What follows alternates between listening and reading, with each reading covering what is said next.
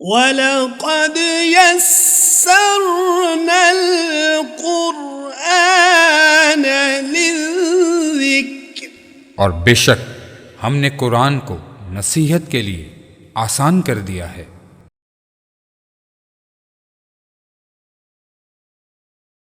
اعوذ باللہ من الشیطان الرجیم، بسم اللہ الرحمن الرحیم۔ معزز ناظرین و سامعین، اللہ رب العزت کا فضل و کرم اور حضور نبی محتشم علیہ افضل الصلوات و تسلیمات کے نعلین پاک کے تصدق سے عرفان القرآن کورس کی 14ویں نشست اور 14ویں لیکچر میں ہم سب شریک ہیں۔ حسب معمول تجوید سے شروع کرتے ہیں۔ آج تجوید میں ہمارا ایک مختصر سا سبق ہے جس کا نام ہے اظہار مطلق۔ تو آئیے تجوید پڑھتے ہیں۔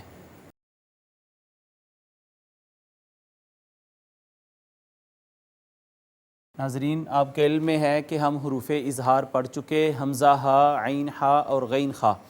یہ 6 حروف اظہار کہلواتے ہیں۔ نون ساکن اور نون تنوین کے بعد اگر ان 6 حروف میں سے کوئی حرف آ جائے تو وہاں پر ہم اخفا نہیں کریں گے بلکہ اظہار کریں گے۔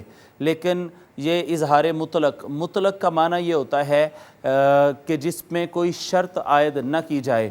اس کا معنی بہتر طور پر سمجھنے کے لیے اس کا اپوزٹ لفظ جو ہے وہ اگر آپ سنیں تو زیادہ اس کا معنی واضح ہو جائے گا، اور وہ ہے مقید۔ مقید کہتے ہیں جس کو کوئی نہ کوئی قید لگا دی گئی ہو، کہ جس کو مشروط کر دیا گیا ہو اور قید کر دیا گیا ہو کوئی قید لگا کر۔ اس کا اپوزٹ ہے مطلق، یعنی جس میں کوئی قید نہیں لگائی گئی، کوئی شرط نہیں ہے، کوئی قاعدہ قانون اور کلیہ نہیں لگایا گیا۔ یہ اظہار مطلق ہے۔ یہاں پر اظہار کریں گے، جی کیوں کریں گے؟ آگے حروف اظہار ہیں؟ نہیں، ان کی شرط نہیں ہے۔ بغیر حروف اظہار کی شرط کے یہاں یہ 4 الفاظ کلمات ایسے ہیں جن پر ہم اظہار کریں گے۔ اس میں نون ساکن آئے گا اور ان پر اظہار ہوگا، باوجود اس کے کہ ان کے بعد حروف اظہار میں سے کوئی حرف نہیں ہے، پھر بھی ہم اظہار کریں گے۔ کیوں؟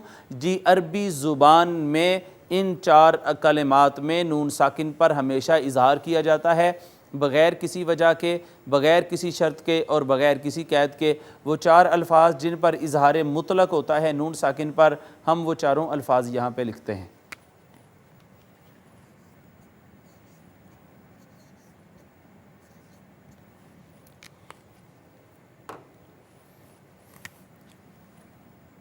دنیا۔ جی ناظرین، اس کو ہم دن یا نہیں پڑھیں گے۔ آپ کے علم میں ہے نون ساکن اور نون تنوین پر ہم ہمیشہ اخفا کرتے ہیں، اور اگر نون ساکن یا نون تنوین کے بعد حروف اظہار میں سے جو حمزہ، ہا، عین، ہا، غین، خا 6 حروف ہیں، اگر ان میں سے کوئی حرف آ جائے تو پھر ہم اخفا نہیں کرتے، پھر ہم آواز کو نہیں چھپاتے۔ یہاں پہ دیکھیے، یہاں نون ساکن کے بعد حروف اظہار میں سے کوئی حرف نہیں ہے، لہٰذا یہاں پہ آواز چھپانا چاہیے تھی، لیکن عربی زبان میں طریقہ کار یہ ہے کہ ان 4 الفاظ کے اوپر نون ساکن پر حرف اظہار نہ ہونے کے باوجود اظہار کیا جاتا ہے، اور اسی کو اظہار مطلق کہتے ہیں۔ ایک لفظ ہے یہ دن یا، تو اس کو دن یا نہیں پڑھیں گے، دن یا پڑھیں گے۔ دوسرا ہے بن یانن،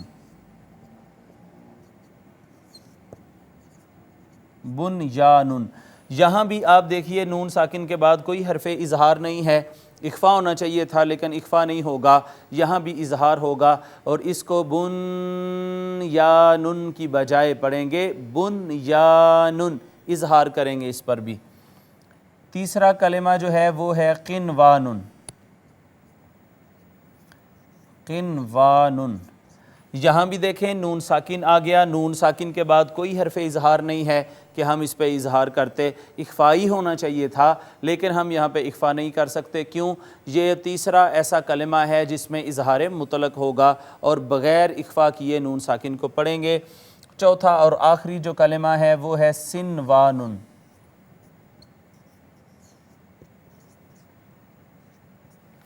یہاں آپ دیکھیے یہاں بھی نون ساکن آیا اور نون ساکن کے بعد یہاں بھی کوئی حرف اظہار نہیں ہے کہ ہم اظہار کرتے، لیکن یہاں اخفا ہونا چاہیے تھا نون ساکن پر، لیکن یہ وہ چوتھا اور آخری ایسا کلمہ ہے جس میں اظہار مطلق ہوگا۔ ناظرین، آپ نے دیکھا دنیا میں نون، بن یانن میں نون، اور قنوان اور سنوان، چاروں جگہوں پہ نون ساکن ہے۔ نون ساکن پہ اگر اس کا ما بعد یعنی نون ساکن کے بعد حرف اظہار نہ ہو تو وہاں پر ہمیشہ اخفا ہوتا ہے، لیکن یہاں آپ نے دیکھا کہ حرف اظہار بھی نہیں ہے تب بھی اظہار کر رہے ہیں۔ کیوں؟ جی یہ اظہار مطلق ہے اور بغیر کسی قاعدہ، کسی قانون، کسی حکم اور کسی کلیہ کے یہاں پر اظہار ہوگا، اس کو کہیں گے اظہار مطلق۔ تو آج ہم نے اظہار مطلق پڑھا ہے۔ اظہار مطلق 4 کلمات میں ہوتا ہے، دنیا، بنیان، قنوان اور سنوان۔ ناظرین یہ آج کی ہماری تجوید کا سبق تھا۔ اب ہم اپنے سبق کے اگلے حصے کی طرف چلتے ہیں۔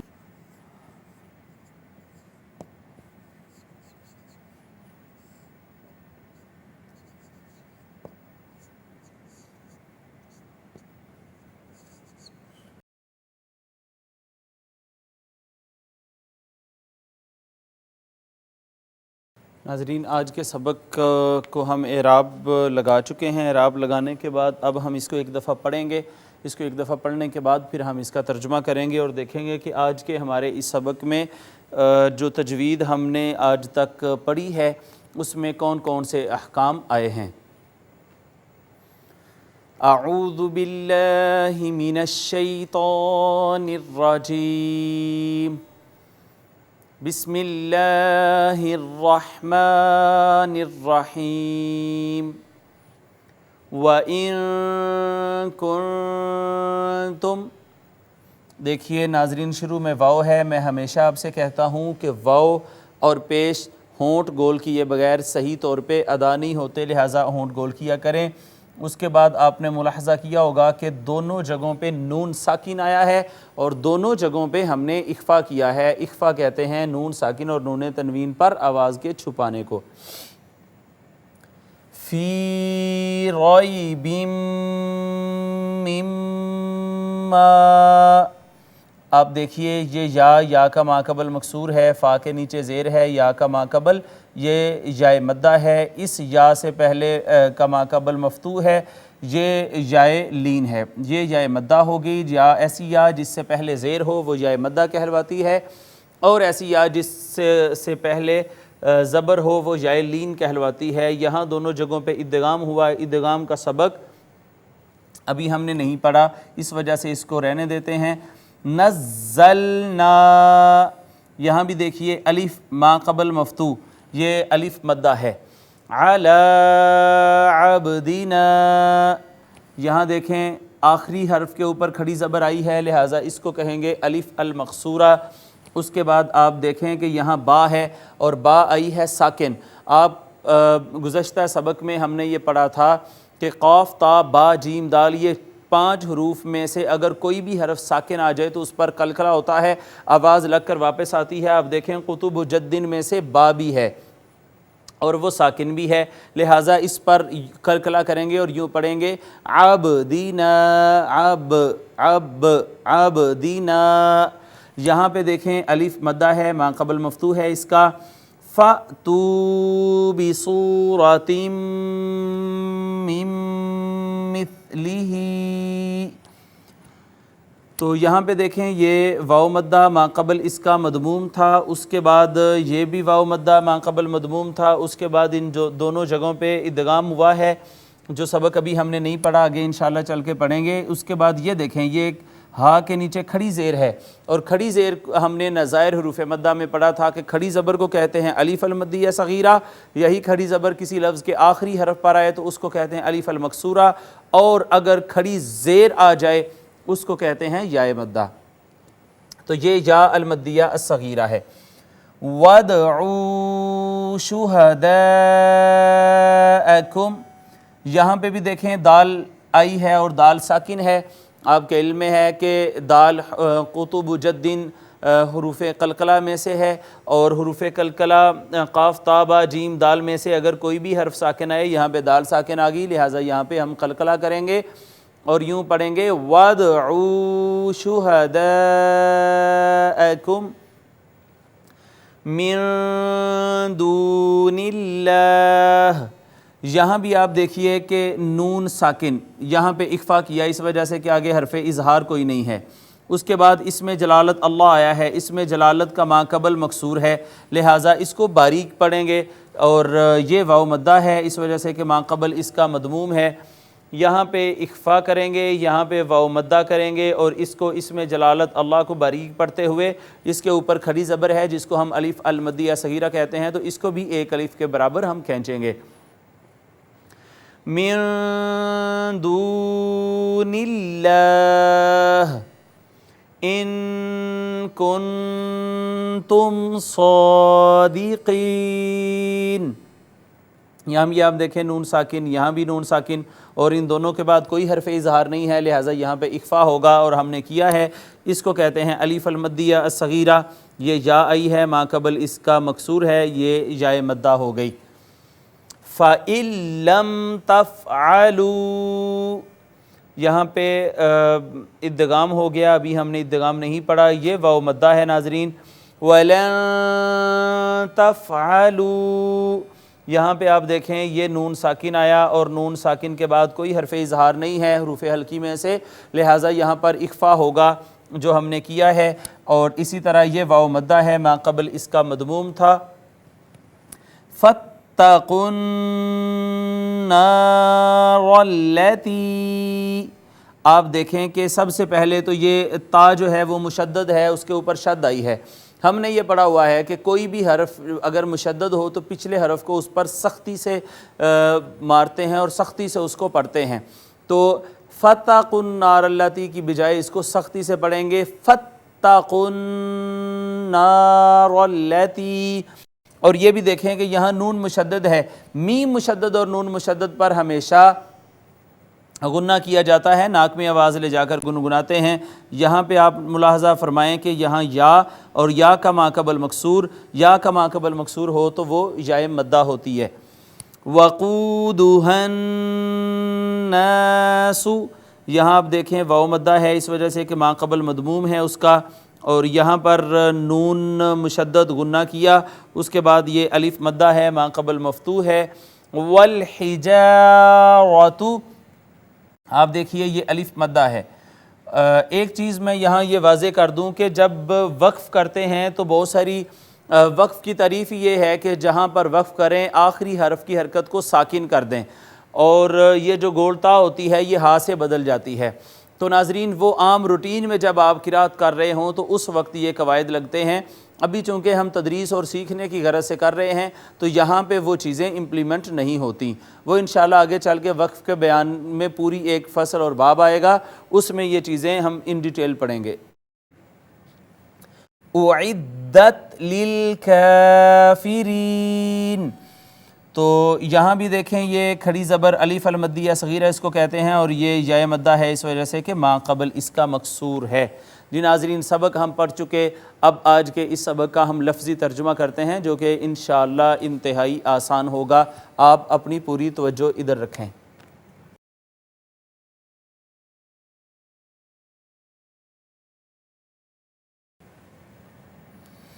واو کا معنی ہے اور، ان پہلی دفعہ ہمارے سبق میں آیا ہے، اننا اور انا تو آئے جن دونوں کا معنی تھا بے شک، یہ ہے ان کا معنی ہوتا ہے اگر، لو کے معنی میں ہے یہ، اور اگر، اب یہ دیکھیں نا یہ ان ہے، اور اگر ان ہوتا تو ان کا مطلب ہوتا ہے کہ، ان کا معنی اگر ہے، ان کا معنی ہوتا ہے کہ، وا اور ان اگر کنتم فعل ماضی ہے اور صیغہ ہے جمع مذکر حاضر کا۔ ترجمہ کان یکونو کا دو طرح سے ترجمہ ہوتا ہے، ایک تھا تھی تھے ماضی میں ترجمہ کیا جاتا ہے، اور ایک دوسرا جو ترجمہ ہے وہ یہ ہے ہونے کے معنی میں، تو یہاں پہ ہونے کے معنی میں ہے وَإِن، اور اگر کنتم ہو تم۔ فی کا معنی آپ سب کو معلوم ہے، اس کا ترجمہ ہے میں، یہ لفظ میرے ذہن میں آ گیا، یہ معنی، اس کو ہم ہمیشہ معنی پڑھیں گے، اس کو معنی نہیں پڑھیں گے یا میں نے نہیں کہہ سکتے، جو اصل اس کا تلفظ ہے، جو اس کا پروننسیشن ہے وہ ہے معنی، اور اس کی جمع جو ہوتی ہے وہ میں نے نہیں ہوتی، اس کی جمع ہے معانی۔ تو یہ دونوں الفاظ آپ اپنے درست فرما لیں، معنی اور اس کی جمع ہوگی معانی۔ تو فی کا معنی آپ کے علم میں ہے، یہ لفظ بھی دیکھیں ہم عام طور پہ اس کو غلط استعمال کرتے ہیں، اس کو علم نہیں کہتے، علم غلط ہے، اور اس کو کہتے ہیں علم، لام ساکن ہے لہٰذا اس کو علم کہہ کے پڑھیں گے۔ کن و ان کن تم، اور اگر ہو تم، فی کا معنی میں، ریب کہتے ہیں شک کو، یہ لفظ پہلے بھی گزر چکا، لا ریب فیہ، اور اگر تم شک میں ہو، مما اصل میں من ما تھا تو ادغام ہو چکا ہے، من کا معنی آپ سب کو معلوم ہے، من کا معنی ہوتا ہے سے، ما کا معنی ہوتا ہے جو، اس بارے جو یا اس کے حوالے سے جو، و ان اور اگر کن تم ہو تم، فی میں، ریبن شک، مما اس بارے جو، آگے ہے نزلنا، نزلنا فعل ماضی ہے اور یہ صیغہ ہے جمع متکلم کا، نزلہ ینزل مطلب ہے نازل کرنا، نازل کیا ہے، نون الف نا آپ نے دیکھ لیں کہ نون الف نا اینڈ پر آیا ہے، اور میں نے آپ کو یہ بتایا ہوا ہے کہ نون شروع میں آ جائے جیسے ننزلو، یا نون الف نا اینڈ پر آ جائے تو وہ دونوں جمع متکلم کے صیغے ہوتے ہیں اور دونوں کا ترجمہ ہوتا ہے ہم، ہمیں یا ہمارے، تو یہ جمع متکلم کی بات ہے، نزلنا نازل کیا ہے، نون الف نا ہم نے، اور اگر تم شک میں ہو اس بارے جو ہم نے نازل کیا ہے، علا کا معنی پر یا اوپر ہم ہمیشہ کرتے ہیں، پر یا اوپر، عبد کہتے ہیں بندے کو، بندے پر، کس کے بندے پر؟ نون الف نا، دیکھیں یہی نون الف نا آ گیا، ہمارے بندے پر، جو ہم نے اپنے بندے پر نازل کیا ہے، جمع متکلم کی ضمیر ہے، فا کا معنی ہے پس، اس سے مراد ہوتا ہے پھر کیا ہے؟ عطا یاتی کا معنی ہوتا ہے آنا، لیکن ساتھ با آ گئی ہے، جیسے گزشتہ اسباق میں یہ بات تکرار کے ساتھ آئی ہے کہ آنے کے ساتھ با لگ جائے تو اس کا معنی لانا ہوتا ہے، اور جانے کے ساتھ با لگ جائے تو اس کا معنی لے جانا ہوتا ہے۔ اتو جو ہے، اتو کا معنی ہے تم سب آؤ، لیکن با ساتھ آ گئی تو تم سب لے آؤ۔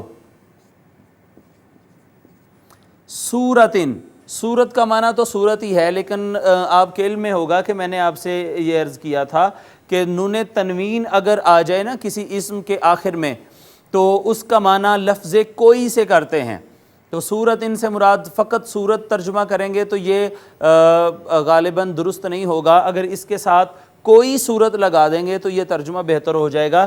پھر سماعت فرمائیں اس کو کہ نون تنوین جو ہے کسی اسم کے آخر میں آ جائے تو میں نے عرض کیا تھا کہ 95% ایسا ہوتا ہے کہ لفظ کوئی سے اس کا ترجمہ کرتے ہیں، سورتن کوئی صورت، یہ لفظ کوئی سے اس کا معنی مزید واضح ہو جاتا ہے۔ علی عبدنا اپنے بندے پر جو نازل کیا ہے، فَأْتُوا بی پس لے آؤ، سورتن کوئی صورت، من کا معنی دیکھ لیں وہی آ گیا، یہ جو ہم نے کیا من کا معنی سے، مثل ہی میں مثل کا معنی مثلی ہی ہے، طرح کا ہونا، جیسا ہونا، جیسی، کس جیسی؟ ہی آ گئی، ہی اس میں ضمیر ہے واحد مذکر غائب کی، اور اس کا مرجع مثل ہی اس کی طرح کا، اس کا مرجع ہے نزلنا جو ہم نے نازل کیا ہے اس جیسی۔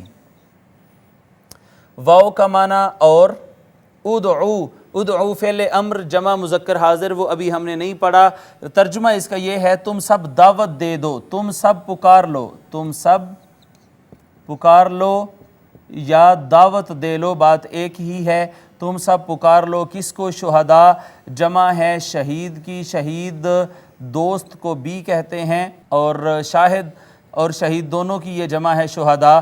یہاں پر مراد ہے اپنے جو تمہاری کمپنی کے لوگ ہیں اور جو تمہارے ساتھی ہیں، وہ یہاں پہ مراد ہے شہداء، دوستوں کو، ساتھیوں کو،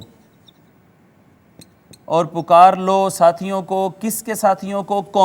کم دیکھ لیں، کا کما کم، کی کما کننا، اس میں ضمیر جمع مذکر حاضر کا یہ صیغہ ہے، تم اپنے ساتھیوں کو، جمع کا صیغہ ہے اپنے ساتھیوں کو تم، ودعو پکار لو، من کا معنی سے، دون کہتے ہیں علاوہ کو، سوا، علاوہ یا سوا، اللہ کے علاوہ تمہارے جو ساتھی ہیں سب کو پکار لو۔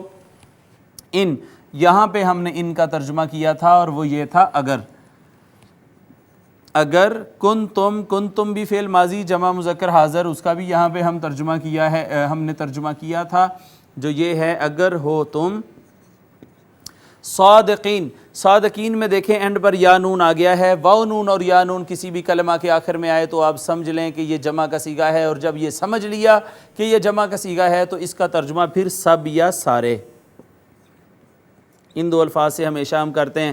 تو اگر تم ہو سارے، کون؟ صادق، صادق آپ کے علم میں ہی ہے سچے کو کہتے ہیں، اگر تم سب سچے ہو تو اس اپنے ساتھیوں کو پکار لو، اللہ کے علاوہ سب کو پکار لو، جس کو چاہتے ہو پکارو، اور اس کی طرح کی کوئی ایک صورت ہی لے آؤ۔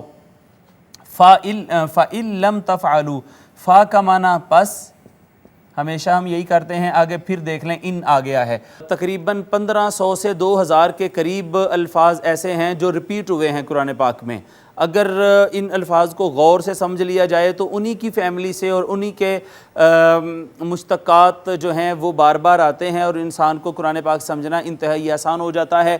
یہ دیکھ لیں، یہ ان جو ہے، ان تیسری دفعہ ہمارے اس سبق میں ہے، یہاں بھی ان کا معنی اگر، یہاں بھی ان کا معنی اگر، اور یہاں بھی ان کا معنی ہم کریں گے اگر۔ پس اگر، لم حروف نفی میں سے ہے، معنی ہوگا نہیں، حروف نفی میں سے بھی ہے، حروف جوازم میں سے بھی، یہ ابھی ہم نے نہیں پڑھے، یہ آگے چل کے فعل ماضی کے بعد مضارع پڑھیں گے، مضارع کے بعد چل کے تغیرات مضارع جب آئے گا تو اس میں ہم یہ اس کو پڑھیں گے۔ اس کا سر دست میں نے معنی کر دیا حروف نفی میں سے، فا پس ان اگر، لم نہ پس اگر نہ، تفعلوا، تفعلوا میں دیکھیں یہ تا علامت مضارع ہے، جیسے ہم ہمیشہ پڑھتے ہیں کہ یا علامت مضارع غائب کی ہے اور ترجمہ ہوتا ہے وہ، یہاں پہ تا ہے اور تا علامت مضارع ہے حاضر کی، حاضر کے لیے وہ نہیں ہوتا، حاضر کے لیے ترجمہ، حاضر کے لیے تم ہوتا ہے، مخاطب کے لیے لفظ تم سے ترجمہ کرتے ہیں، لہذا تا سے تم، واو نون، یہاں واو نون تھا یہ لم نے گرا دیا، اور یہاں پہ یہ حرف نواسب ہے، اس نے یہاں نون گرا دیا ہے، تو دونوں یہ تفعلون تھا اور یہ بھی تفعلون تھا، تو واو الف یا واو نون ایک ہی بات ہے، یہ ترجمہ ہوگا سب یا سارے، یہ جمع کے لیے ہے۔ تا تم، واو الف سارے، درمیان میں دیکھیں فا عین لام، کام کرنا فعل، تو تم سب کرو، فَإِن پس اگر، لم نہ تفعلوا تم سب کر سکے یا تم نے ایسا نہ کیا، واو، اور ہاں یہ بھی میں آپ سے عرض کرتا چلوں کہ یہ فعل مضارع ہے اور مضارع حال اور مستقبل کے معنی میں ہوتا ہے، لیکن اگر فعل مضارع پر یہ لم داخل ہو جائے تو یہ فعل مضارع کو، حال اور مستقبل کو زمانہ ماضی میں لے جاتا ہے۔ اس کا ترجمہ ہم یہ نہیں کریں گے کہ فَإِن لَمْ تَفْعَلُوا پس اگر تم نہ کر سکو گے، نہیں، بلکہ لم نے فعل مضارع کو ماضی میں اس کا ترجمہ کر دیا، تو اس کا ترجمہ ہوگا فَإِن لَمْ تَفْعَلُوا پس اگر تم نہ کر سکے، ماضی میں ترجمہ چلا گیا۔ واو کا ترجمہ اور، یہ بھی حروف نواسب میں سے اور حروف نفی میں سے، لن ہرگز نہیں، اس کا ترجمہ ہوتا ہے ہرگز نہیں، اور ہرگز نہیں، تفعلوا اسی طرح تا علامت مضارع حاضر کی، ترجمہ تم، واو الف جمع کے لیے ترجمہ سب یا سارے، تو تم سارے، فا عین لام کر سکو گے، ولن تفعلوا اور تم ہرگز نہیں کر سکو گے، اگر تم ہرگز نہیں کر سکو گے تو فا کا معنی پس، اتقوا فعل امر جمع مذکر حاضر، تم سب ڈرو، کس سے؟ النار، ایسی آگ سے، الف نون لگ گیا تو تخصیص کے لیے ہو گئی۔ التی آپ کے علم میں ہوگا کہ التی اسماء موصولہ میں سے ہے، الذی، اللذانی، اللذینا، التی، اللتانی، اللاتی، ہم اسماء موصولہ پڑھ چکے ہیں، یہ صیغہ ہے واحد مؤنث کا، اس کا معنی ہے جو کہ، مؤنث کا صیغہ اس وجہ سے لایا گیا کہ لفظ نار جو ہے وہ مؤنث ہے، وقود جو کہ یا جس کا، وقود کہتے ہیں ایندھن کو، ایندھن،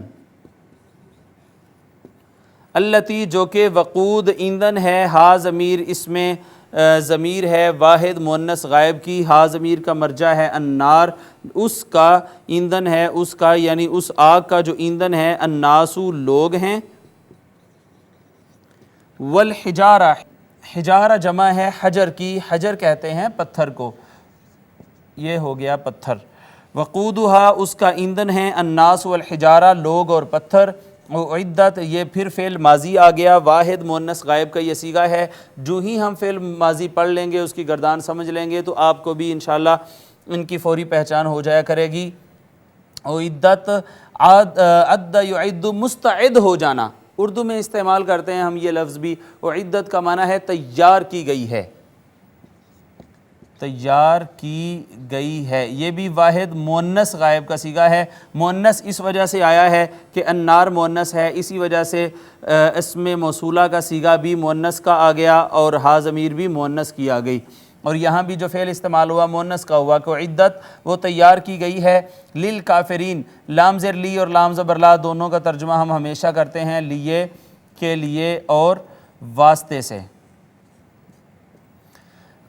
اس کے بعد یا نون ہے، یا نون کا جمع کے لیے ہوتا ہے، آپ کے علم میں ہے سب یا سارے، اس کا ترجمہ ہوگا درمیان میں بچ گیا کافر، کافر کا معنی ہے انکاری، انکار کرنے والا، یہاں جمع ہے چونکہ تو انکار کرنے والے یا کافر۔ للکافرین واسطے سب کافروں کے یا واسطے کافروں کے، اعدت للکافرین جو کافروں کے لیے تیار کی گئی ہے۔ ایک دفعہ پھر لفظی ترجمہ اس کا آپ سماعت فرمائیں۔ وا اور ان اگر کنتم ہو تم فی میں ریبن کسی شک میں مما اس بارے جو نزلنا نازل کیا ہے ہم نے، علی اوپر عبدی بندے نون الف نا ہم نے اپنے بندے پر، ہمارے بندے پر ہم نے جو نازل کیا ہے، فا پس اتو بھی لے آؤ صورتن کوئی صورت من سے مثل ہی اس کی مثل اس کے جیسی، ودعو اور تم سب پکار لو شہداءکم تم اپنے ساتھیوں کو، من سے دون اللہ اللہ کے علاوہ، ان اگر کنتم ہو تم صادقین تم سب سچے، فا پس ان اگر لم نہ تفعلوا تم کر سکے، ولن تفعلوا اور ہرگز نہیں تم کر سکو گے، فاتقوا تو پس ڈرو النار ایسی آگ سے، التی جو کہ وقودھا جس کا ایندھن ہے، الناس والحجارہ لوگ اور پتھر، اعدت وہ تیار کی گئی ہے، للکافرین واسطے سب کافروں کے۔ تو ناظرین یہ تو اس کا لفظی ترجمہ تھا، آئیے اب عرفان القرآن سے اس کا بامحاورہ ترجمہ پڑھتے ہیں۔ وَإِن كُنتُمْ فِي رَيْبٍ مِّمَّا نَزَّلْنَا عَلَىٰ عَبْدِنَا فَأْتُوا بِسُورَةٍ مِّن مِّثْلِهِ وَادْعُوا شُهَدَاءَكُم مِّن دُونِ اللَّهِ إِن كُنتُمْ صَادِقِينَ۔ اور اگر تم اس کلام کے بارے میں شک میں مبتلا ہو جو ہم نے اپنے برگزیدہ بندے پر نازل کیا ہے، تو اس جیسی کوئی ایک صورت ہی بنا لاؤ، اور اس کام کے لیے بے شک اللہ کے سوا اپنے سب حمایتیوں کو بلا لو، اگر تم اپنے شک اور انکار میں سچے ہو۔ فَإِن لَّمْ تَفْعَلُوا وَلَن تَفْعَلُوا پھر اگر تم ایسا نہ کر سکو اور ہرگز نہ کر سکو گے، فَاتَّقُوا النَّارَ الَّتِي وَقُودُهَا النَّاسُ وَالْحِجَارَةُ تو اس آگ سے بچو جس کا ایندھن آدمی یعنی کافر اور پتھر ہیں، اعدت للکافرین جو کافروں کے لیے تیار کی گئی ہے۔ معزز ناظرین یہاں آپ نے ترجمہ تو سماعت فرما لیا لفظی اور بامحاورہ دونوں حوالے سے، اب ہم اس کی تفسیر کی طرف چلتے ہیں۔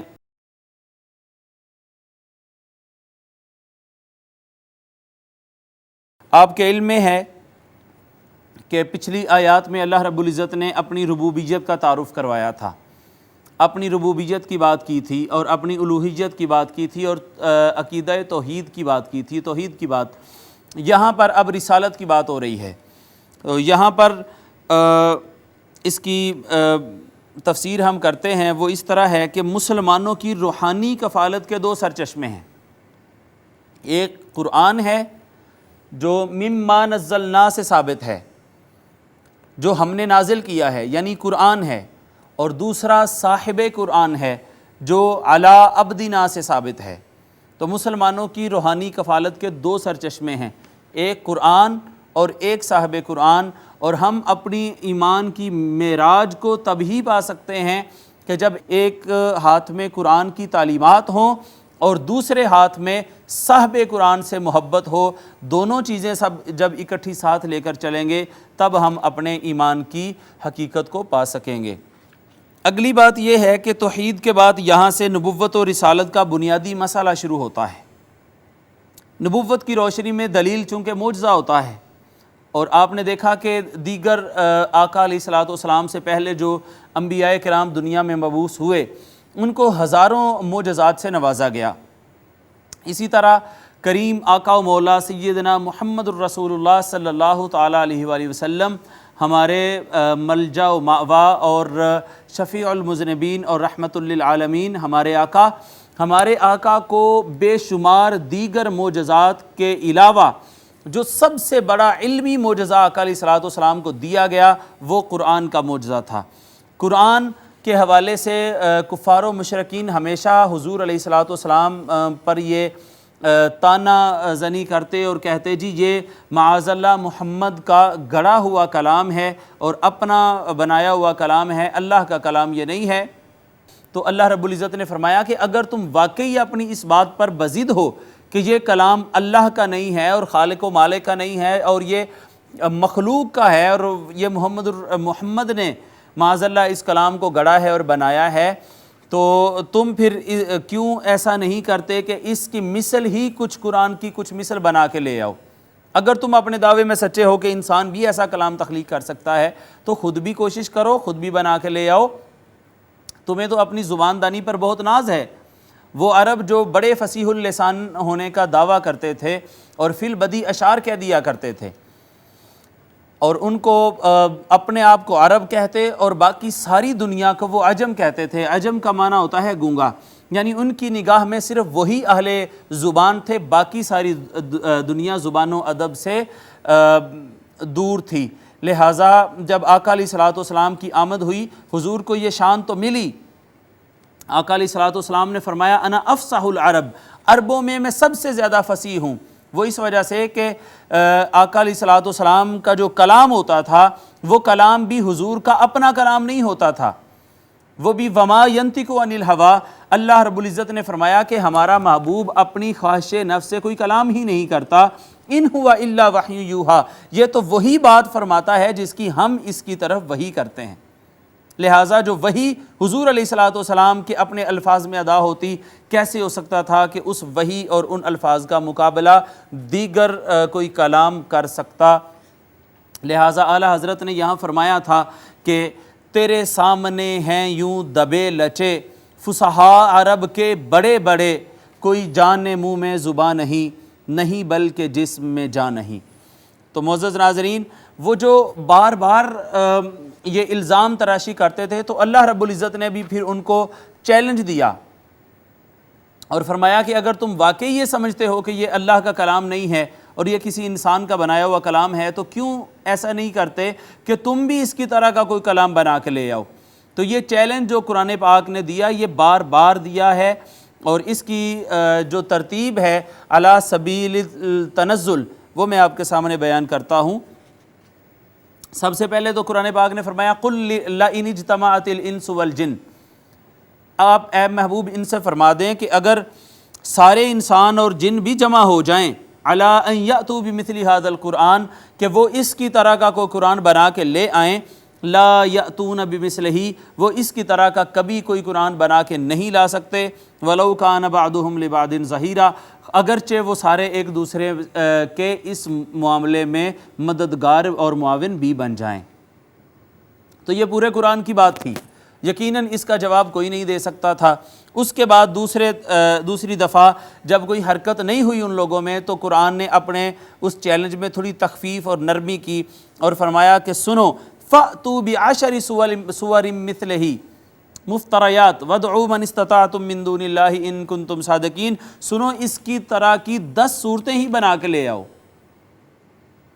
اور یہاں بھی فرمایا کہ جس کو بلانا ہے بلا لو اللہ کے علاوہ اگر تم سچے ہو، 10 صورتیں۔ اس پر بھی جب کوئی جواب نہیں آیا تو پھر یہ فرمایا گیا فَأْتُوا بِسُورَةٍ مِّن مِّثْلِهِ، آؤ اس طرح کی 10 نہیں ایک صورت ہی بنا کے لے آؤ۔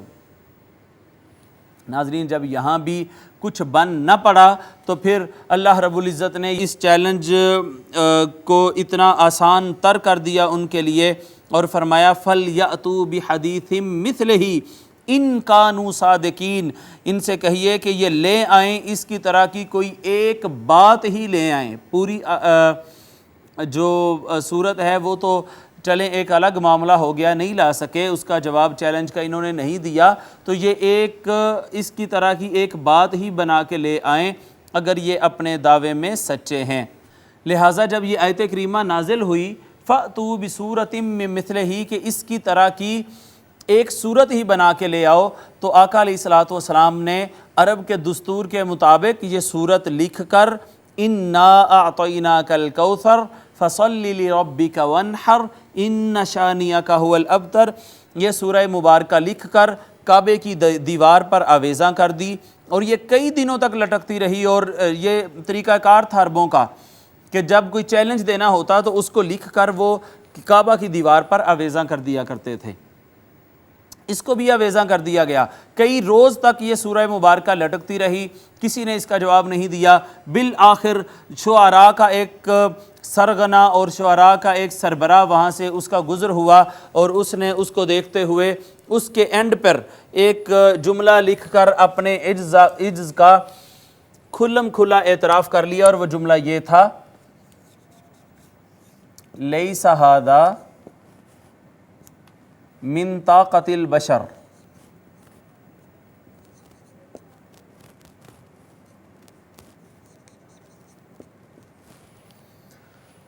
اسی بہن میں اس نے اسی وزن میں وہ لکھا انا اعطیناک الکوثر فصل لربک وانحر ان شانئک ھو الابتر۔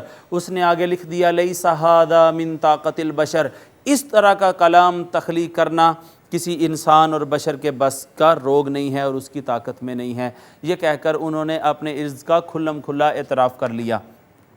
لہٰذا آپ دیکھیں کہ یہ جو قرآن جب جو کلام ہے حضور علیہ الصلوۃ والسلام پر جو کلام اتارا جا رہا ہے، جب اس میں کوئی شک نہیں ہے اور جب وہ بے مثل ہے، تو جس شخصیت پر اور جس ذات پر وہ معجزہ اتر رہا ہے اور جس کے لیے وہ معجزہ تخلیق کیا گیا ہے، وہ ذات بے مثل کیوں نہیں ہوگی، اور وہ ذات تمام شکوک و شبہات سے بالاتر کیوں نہیں ہوگی اور اعلیٰ ورفع کیوں نہیں ہوگی۔ اسی طرح اگر وہ کلام سچا ہے اور حق ہے تو یقیناً آقا علیہ الصلوۃ والسلام کی سچائی بھی اس سے کہیں زیادہ مسلم ہے۔ معزز ناظرین، ایک تو آقا علیہ الصلوۃ والسلام کا یہ معجزہ ہے کہ آپ کو ایسی کتاب دی گئی کہ جو تحریف و تبدل سے ہمیشہ کے لیے جس کو محفوظ و معمون کر دیا گیا، اور فرمایا گیا اِنَّا نَحْنُ نَزَّلْنَا الذِّكْرَ وَإِنَّا لَهُ لَحَافِظُونَ، بے شک ہم اس ذکر کو نازل کرنے والے ہیں اور ہم ہی اس کی حفاظت کریں گے۔ ایک یہ معجزہ تھا۔ اس کے بعد آپ دیکھیں کہ فرمایا فَإِن لَّمْ تَفْعَلُوا، پس تم اگر نہ کر سکو، چلیں وہ نہ کر سکے، لیکن یہاں ایک بہت نازک چیلنج پھر آگے اللہ رب العزت نے فعل مضارع کا صیغہ استعمال کیا اور فرمایا اور ہرگز نہیں کر سکو گے۔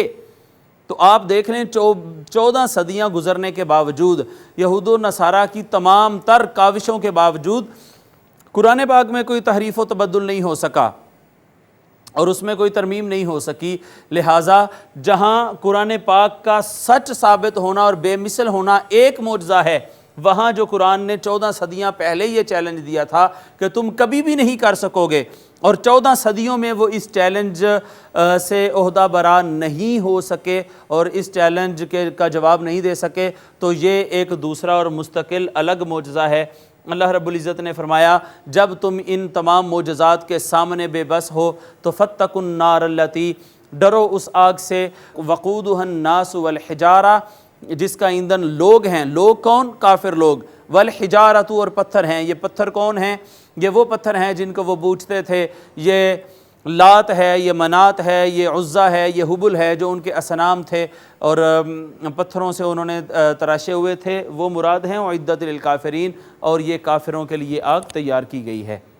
معزز ناظرین، ہم نے ان آیات کی تفسیر کر لی ہے۔ اب آئیں اپنے سبق کے چوتھے حصے کی جانب، جس کا نام ہے حصۃ القواعد، اور حصۃ القواعد میں ہم آج پڑھیں گے فعل ماضی اور فا عین لام کلمے کی پہچان کیسے ہوتی ہے۔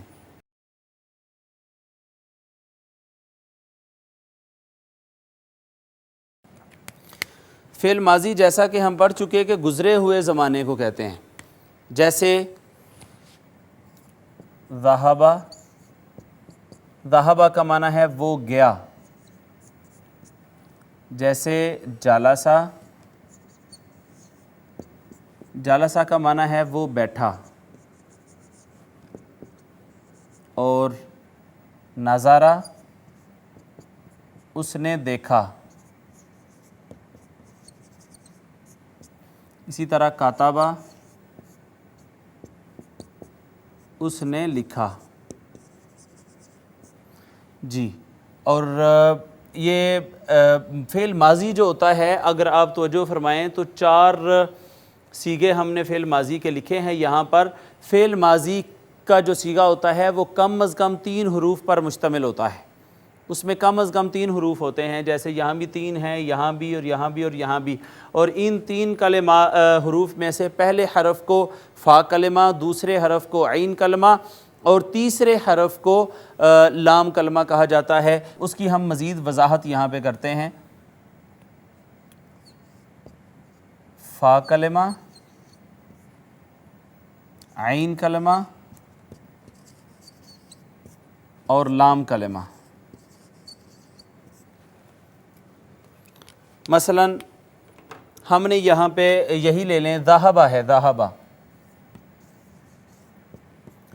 تو ذہبہ میں یہ جو ذال ہے یہ فا کلمہ ہے، ہا جو ہے یہ عین کلمہ ہے، اور اس کے اینڈ پہ جو با ہے وہ لام کلمہ ہے۔ اسی طرح جالسا کو لیں تو پہلا جو کلمہ ہے حرف ہے جیم، اس کو فا کلمہ کہیں گے، لام کو عین کلمہ کہیں گے، اور سین کو لام کلمہ کہیں گے۔ اسی طرح ناظرہ سے یہاں جالسا، اور یہاں پہ آخری اس کی مثال ایک لکھ لیتے ہیں، ناظرہ۔ ناظرہ میں نون فا کلمہ ہو گیا، اور ضا یہ عین کلمہ ہو گیا، اور را یہ لام کلمہ ہو گیا۔ تو معزز ناظرین، آپ نے دیکھا کہ فعل ماضی گزرے ہوئے زمانے کو کہتے ہیں، اور اس میں کم سے کم حروف کی تعداد 3 ہوتی ہے۔ اسی طرح پہلے حرف کو کہتے ہیں فا کلمہ، دوسرے حرف کو کہتے ہیں عین کلمہ، اور تیسرے حرف کو کہتے ہیں لام کلمہ۔ وہ فا، عین اور لام کلمہ کوئی بھی حرف ہو، لیکن ترتیب کے اعتبار سے اس کا نام، پہلے حرف کا نام فا کلمہ، دوسرے حرف کا نام عین کلمہ، اور تیسرے حرف کا نام لام کلمہ ہوتا ہے۔ فعل فا، عین اور لام، تو پہلے حرف کو فا، دوسرے کو عین اور تیسرے کو لام کلمہ کہتے ہیں۔ یہ آج کا ہمارا قواعد کا سبق تھا۔ آخری حصے میں آپ کو پتہ ہے ہم پڑھتے ہیں آج کی دعا۔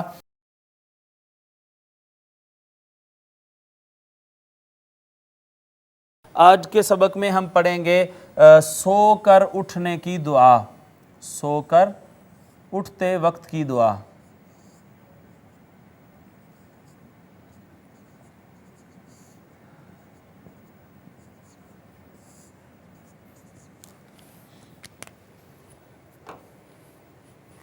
جی، آپ اس دعا کو میرے ساتھ لکھیے۔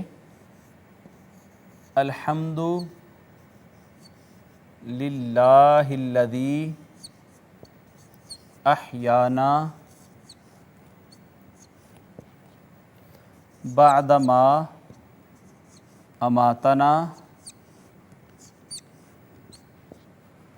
وإلیہ النشور، وإلیہ النشور۔ جی، اس کو اعراب لگاتے ہیں، اعراب لگانے کے بعد ترجمہ کریں گے، ترجمہ کرنے کے بعد اس کو پڑھیں گے۔